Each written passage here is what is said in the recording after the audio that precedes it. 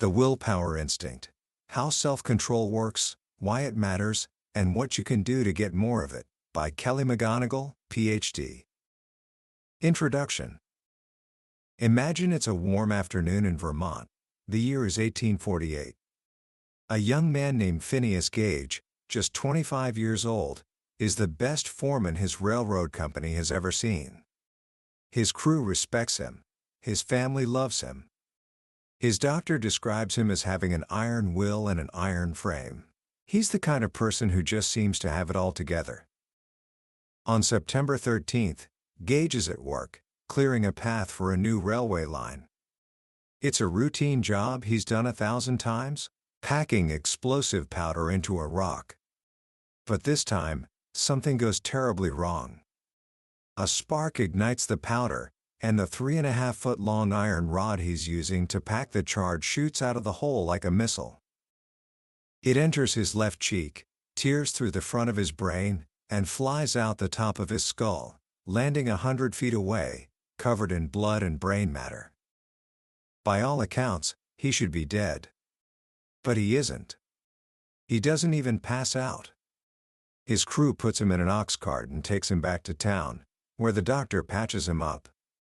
Miraculously, after a few months, Phineas Gage makes a full physical recovery. He reports feeling better in every respect, with no lingering pain. But something is deeply, profoundly wrong. The quiet, respectful young man with the iron will is gone. In his place is someone his friends and family no longer recognize. He's fitful, foul-mouthed, and impatient. He can't stick to any plan. He lost his job. His friends say, simply, he was no longer Gage. So what happened? What did that iron rod destroy when it passed through his skull? It destroyed the very part of his brain responsible for something we all struggle with, something we all wish we had more of: willpower. Phineas Gage lost his I willpower, his I won't power, and his I want power. His story, as shocking as it is, reveals a fundamental truth about what it means to be human. Willpower isn't just a vague virtue or a matter of character.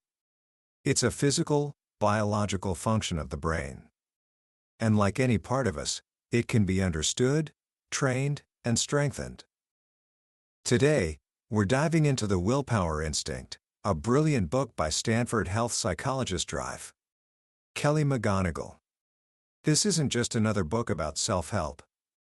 It's a journey into the science of self-control, born from one of the most popular courses ever taught at Stanford University. By the end of our time together, I promise you will understand the hidden forces that drive your decisions, why you sometimes give in to temptation even when you know better, why you put things off until the last minute, and why you sometimes feel like two different people are battling for control inside your own head. More than that, you'll walk away with a toolkit of scientifically backed strategies to get more of this iron will, without needing an iron rod to the head to appreciate it. Let's begin. Book summary. Have you ever found yourself saying, "Oh, I'll start tomorrow," whether it's a diet, an exercise plan, or that big project you've been avoiding? Or maybe you've been good all day, eating salads and hitting your deadlines, only to find yourself at 10 p.m. with an empty pint of ice cream, wondering what just happened. If any of that sounds familiar, it's because you are perfectly, wonderfully human. According to Drive, Kelly McGonigal, the American Psychological Association found that the #1 reason people fail to achieve their goals is a lack of willpower. We feel guilty, we feel weak, we feel like failures. But what if all that struggle isn't a personal flaw? What if it's just a part of our design? To understand willpower, Drive, McGonigal takes us on a journey back in time, about 100,000 years ago. Imagine you're an early Homo sapien. Your life is simple: find food, make babies, and don't get eaten by a saber-toothed tiger. Your brain is wired for survival, driven by basic instincts: appetite, aggression, sex. But then, something changes. You start living in larger, more complex tribes. Suddenly, survival isn't just about you. You have to cooperate, share resources, and maintain relationships. You can't just steal your neighbor's buffalo burger or mate, because that could get you exiled or worse. You have to control those primitive impulses. You need a little self-control. This social pressure, this need to fit in and get along, was the driving force behind the evolution of a brand new part of the human brain, the prefrontal cortex. It's that chunk of neural real estate right behind your forehead. This part of the brain became our built-in supervisor. As neurobiologist Robert Sapolsky puts it, the job of the modern prefrontal cortex is to get you to do the harder thing. Drive. McGonigal breaks down this superpower into 3 distinct forces. First, there's willpower. This is the ability to do what you need to do, even when it's boring, difficult, or stressful. It's the force that gets you to the gym after a long day or helps you finally start on your taxes. Second, there's I won't power. This is the ability to say no to temptation. It's what keeps you from eating the whole box of cookies, buying something you can't afford, or sending that angry email. And finally, there's the most important one, I want power. This is the ability to remember what you really want, your big, long-term goals. It's the why that fuels your I will and I won't power. Without a strong I want, the immediate desires of the moment will always win. These 3 powers, I will, I won't, and I want, are the essence of willpower. And they all live in that sophisticated prefrontal cortex. But here's the catch. Evolution didn't replace our old, primitive brain, it just built the prefrontal cortex on top of it. This means we all live with what neuroscientists call the problem of 2 minds. We have one self that acts on impulse and seeks immediate gratification, the part that wants the cookie now. And we have another self that controls those impulses to protect our long-term goals, the part that wants to be healthy and fit into those genes. Every willpower challenge is a battle between these 2 selves. It's not a battle between good and evil. The impulsive self isn't bad, it's just running on an older operating system, one that's designed for a world of scarcity and immediate threats. It doesn't understand retirement plans or summer bodies. It only understands now. The key to willpower isn't to kill that primitive self, but to recognize when it's taking the wheel and gently guide it back to the passenger seat. The first rule of willpower, McGonigal tells us, is to know thyself. You have to develop self-awareness. Most of our choices are made on autopilot. One study asked people how many food-related decisions they thought they made in a day. The average guess was about 14. The reality? 227. That's over 200 choices we make without even realizing it. You can't control what you're not aware of. This is why one of the most powerful things you can do to train your willpower is to practice meditation. Neuroscientists have found that regular meditation physically changes the brain. It increases gray matter in the prefrontal cortex and improves the connections between the regions responsible for attention and impulse control. It's like taking your brain to the gym. Even just 5 minutes a day of focusing on your breath trains your mind to notice when it has wandered and to gently bring it back. This simple act of noticing and redirecting is the fundamental muscle of all self-control. It teaches you to catch yourself before you automatically follow an impulse. But even with a well-trained brain, there are times when our willpower seems to just vanish. Have you ever noticed that you have more self-control in the morning than at night? You wake up, ready to conquer the world, and by evening, you can't even resist a rerun of a show you've already seen. This isn't your imagination. Psychologist Roy Baumeister was the first to show that self-control is like a muscle. It gets tired with use. Every act of willpower, from resisting a donut, to sitting through a boring meeting, to being polite to a rude coworker, draws from the same limited source of strength. By the end of the day, that muscle is exhausted. This is why students during final exams suddenly stop flossing, eat more junk food, and have emotional outbursts. Their willpower muscle is completely fatigued from studying. So if willpower is like a muscle, what's its fuel? The surprising answer appears to be glucose, the simple sugar your brain uses for energy. Studies found that when people performed a difficult self-control task, their blood sugar levels dropped. And when their blood sugar was low, their performance on the next task plummeted. What happened when they were given a glass of lemonade with real sugar? Their willpower was instantly restored. Now, this doesn't mean you should start chugging soda to get through your homework. That's a recipe for a sugar crash. A better strategy is to keep your body well-fueled with low glycemic foods, like lean proteins, nuts, and high-fiber grains, that provide a steady stream of energy. Your brain can't do the harder thing if it's running on an empty tank. This muscle model is both reassuring and a little daunting. It's nice to know that willpower failures aren't always a sign of weakness, but sometimes a sign of how hard we've been working. But does it mean we're doomed to fail when we're tired? Not necessarily. Here, we can learn a lesson from endurance athletes. Exercise physiologists used to believe that physical fatigue was simply muscle failure, the body literally couldn't go on. But research by Professor Timothy Noakes suggests something different. He argues that fatigue isn't a physical event, but an emotion generated by the brain. It's an early warning system designed to protect you from pushing yourself to a dangerous limit. Elite athletes learn to push past that first wave of fatigue because they know it's not their true limit. The same might be true for willpower. That feeling of being too tired to resist is often just a feeling, not a fact.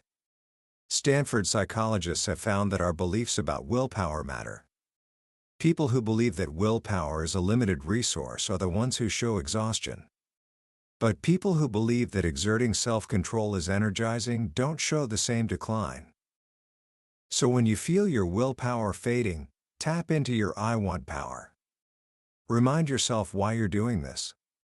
What's the bigger goal? Who will benefit from your success? When there's a strong enough want, you can almost always find the will. But what if the problem isn't that you're tired? What if you're actively giving yourself permission to fail? This brings us to one of the most counterintuitive and fascinating parts of the book, moral licensing. Here's how it works. When you do something good, say, you go to the gym or resist a slice of cake, you feel good about yourself.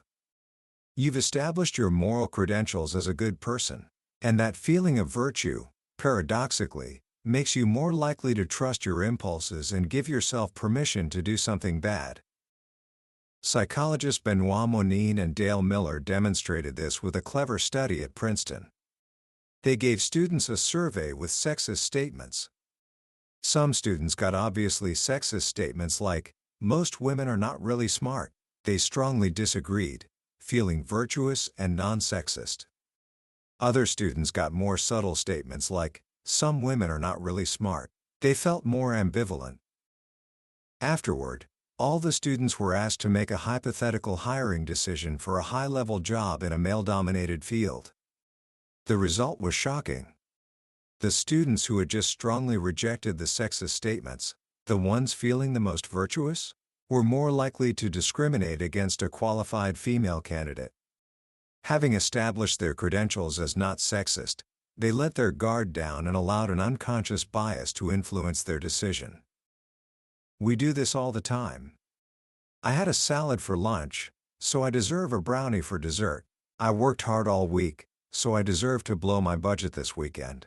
We mistake the indulgence for a reward, when it's actually sabotaging the very goal we were proud of achieving. It's not just past good behavior that licenses us. Even the intention to be good tomorrow can give us permission to be bad today. Researchers at Yale gave students a choice between a healthy yogurt and a big chocolate chip cookie. When they were told it was a one-time choice, about half chose the cookie. But when they were told they'd have the same choice again next week, a whopping 83% chose the cookie. Why? They told themselves, "I'll be good next week." We are eternally optimistic about our future selves. We imagine our future self will have more time, more energy, and more willpower than our present self.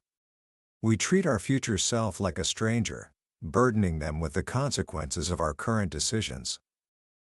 To break this cycle, you have to stop thinking about your goals in terms of being good or bad. Instead, focus on your commitment. When you make progress, don't think, "Great, I'm done for now." Think, "I did that because this goal is important to me, so I want to do even more." And when you're tempted to put something off, try this mental trick. View every choice you make today as a commitment to all your future choices. Instead of asking, "Do I want to eat this cookie now?" ask yourself, "Do I want the consequences of eating a cookie every afternoon for the next year?" Suddenly, the choice feels much bigger. This brings us to another powerful force that hijacks our decision-making: the promise of reward. In the 1950s, two scientists, James Olds and Peter Milner, accidentally implanted an electrode in a strange part of a rat's brain. They thought it would cause fear, but the rat kept coming back to the corner of the cage where it got shocked, as if it wanted more. They had stumbled upon what they called the pleasure center. They set up a lever so the rat could shock itself. The rat pressed it again and again, thousands of times, foregoing food and sleep until it collapsed from exhaustion. They would even run across a painful electrified grid to get to the lever. The scientists assumed the rat was experiencing unimaginable bliss. But they were wrong. What they had found wasn't the pleasure center, it was the desire center. The brain chemical at work here is dopamine. Dopamine's job isn't to make you happy, its job is to make you seek happiness. It creates the feeling of anticipation, the promise of reward. It tells your brain, "Do this.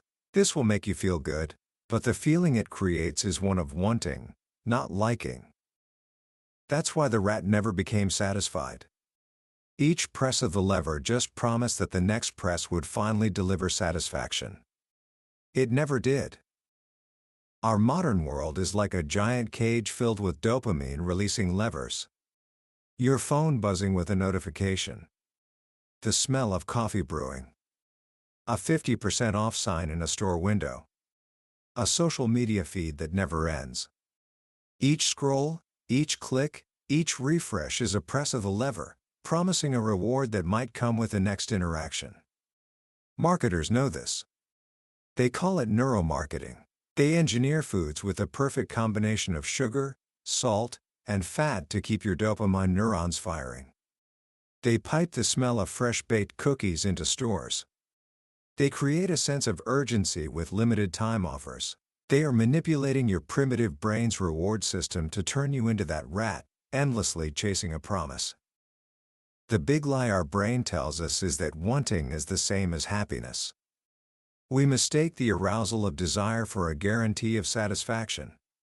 This is why we continue to pursue things that don't actually make us happy. A key to self-control is to learn to see the difference. When you feel a craving, pause. Notice the promise of reward, but also notice the anxiety and stress that come with it. Dopamine doesn't just promise pleasure, it also triggers the release of stress hormones. That craving feels like a life or death emergency. The solution isn't to eliminate desire. A life without want is a life without motivation. The solution is to practice mindfulness. When you feel the urge, don't just act on it. Investigate it. What does it actually feel like? What happens if you give in? Does it live up to the promise? When you force your brain to compare the expectation to the reality, the spell begins to break. You start to see that the so-called reward was often the source of your misery. And what about when we fail? When we give in to that craving, break our resolution, and feel that wave of guilt and shame? What happens next is crucial. For most of us, it triggers what researchers call the "what the hell" effect. The cycle goes like this. You indulge. You feel guilty. The guilt makes you feel bad. And what's the fastest way to feel better? You turn to the very thing that made you feel bad in the first place. You say, "What the hell? I already blew my diet. I might as well eat the whole pizza." Giving in doesn't guarantee a relapse. It's the shame and guilt that follow that sends you into a downward spiral. This is why self-criticism is such a terrible strategy for self-control. We think we need to be hard on ourselves to stay motivated, but study after study shows the opposite. Self-criticism is a form of stress, and stress leads to giving in. The antidote is self-compassion. In one study, researchers had dieters eat a donut. Then, they told half of the women, "Everyone indulges sometimes, don't be so hard on yourself." The other half got no such message. Afterward, they were asked to do a taste test of various candies. The women who were encouraged to forgive themselves ate less than half as much candy as the ones who were left to stew in their guilt. Forgiveness doesn't give you permission to keep failing. It frees you from the cycle of shame and allows you to get back on track. Another trap we fall into is the strategy of "I won't." In a famous experiment, psychologist Daniel Wegner told participants, "For the next 5 minutes, try not to think about a white bear." What happened? They couldn't think of anything but a white bear. He called this ironic rebound. When you try to suppress a thought, one part of your brain works to push it away, but another part starts scanning for that very thought to make sure you're not thinking it. When you're tired or stressed, that scanner takes over, and the thought comes roaring back stronger than ever. This is why telling a dieter don't think about chocolate is a terrible idea. It's also why trying to push away feelings of anxiety or sadness often makes them worse. The solution, paradoxically, is to give up control. Allow the thought or craving to be there, without believing it and without acting on it. A technique called surfing the urge is incredibly effective. When a craving hits, don't try to fight it. Instead, get curious. Notice the physical sensations in your body. Ride the feeling like a wave, knowing that it will build in intensity but will eventually crash and dissolve on its own. You're not fighting the wave, and you're not letting it sweep you away. You're just observing it until it passes. Finally, we have to recognize that willpower is contagious. We are social creatures with mirror neurons in our brains that unconsciously mimic the actions, emotions, and even goals of those around us. When you're with a friend who orders dessert, your brain's goal for immediate gratification gets a boost. When you're in a community where everyone exercises, your goal to be healthy becomes the norm. This is the power of social proof. We are wired to do what our tribe does. This can work against us, as we've seen in the spread of obesity and smoking through social networks. But we can also use it to our advantage. Surround yourself with people who have the habits you want to build. Find a role model and ask yourself, what would they do in this situation? Go public with your goals. The desire for social approval, the power of pride, is a potent source of willpower. Willpower isn't about being a superhero with an unbreakable will. It's about understanding the different selves inside of you. It's about knowing your weaknesses and setting up systems to support yourself. It's about being a scientist of your own behavior, watching yourself with curiosity and compassion. It's about knowing what you really want, and forgiving yourself when you forget. It's about learning to pay attention. Because in the end, self-awareness is the foundation of all self-control. Commentary. As we wrap up our journey through the Willpower Instinct, what strikes me the most is how profoundly it reframes the entire concept of self-control. Before reading this book, it's easy to think of willpower as a kind of brute force, a battle of you against your weaker self, where the goal is to conquer and suppress your impulses through sheer determination. Drive. McGonigal shows us that this approach is not only ineffective, it's often the very reason we fail. The most powerful lesson in this book, to me, is the shift from self-criticism to self-compassion, and from brute force to self-awareness. Think about it. For decades, The self-help industry has told us to be tough on ourselves, to set huge goals, and to punish our failures. But the science says the exact opposite. Guilt and shame are jet fuel for the what the hell effect. Being hard on yourself when you slip up doesn't motivate you to do better. It makes you feel hopeless and stressed, which drives you right back to the comforting arms of the very habit you're trying to break. The idea of self-forgiveness as a core strategy for self-control is revolutionary. It's the understanding that you are human, that setbacks are part of the process, and that the kindest thing you can do for your future self is not to berate your present self, but to gently guide it back toward your goals. This ties into the second major insight, the power of knowing thyself. Willpower isn't about becoming a different person. It's about becoming an expert on the person you already are. It's about observing your own mind with a curious, non-judgmental attitude. When does your willpower feel strongest? What triggers your cravings? What stories do you tell yourself to get off the hook? The strategies in this book? Meditation, surfing the urge, paying attention to the difference between wanting and happiness, are all forms of applied self-awareness.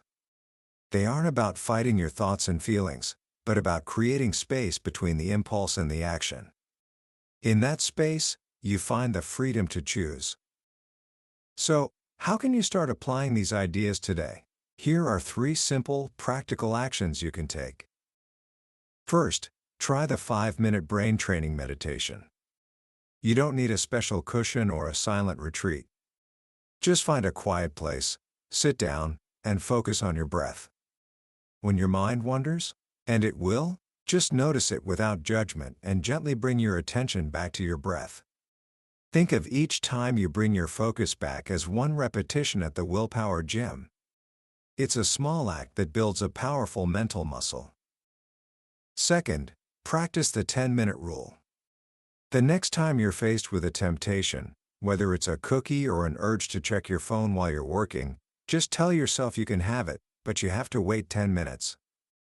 This simple delay is often enough to cool down the hot, impulsive part of your brain and allow your wiser, future-oriented self to come online.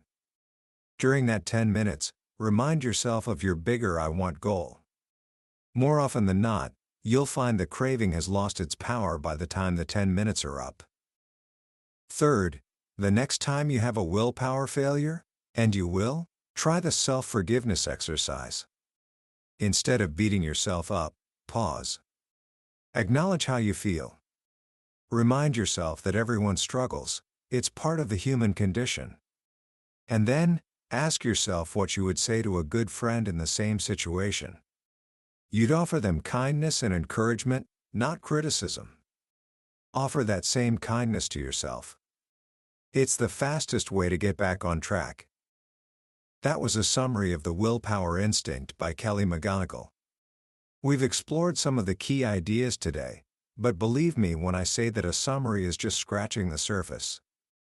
The real power of this book lies in the journey it takes you on, the weekly experiments and the small shifts in perspective that happen as you read.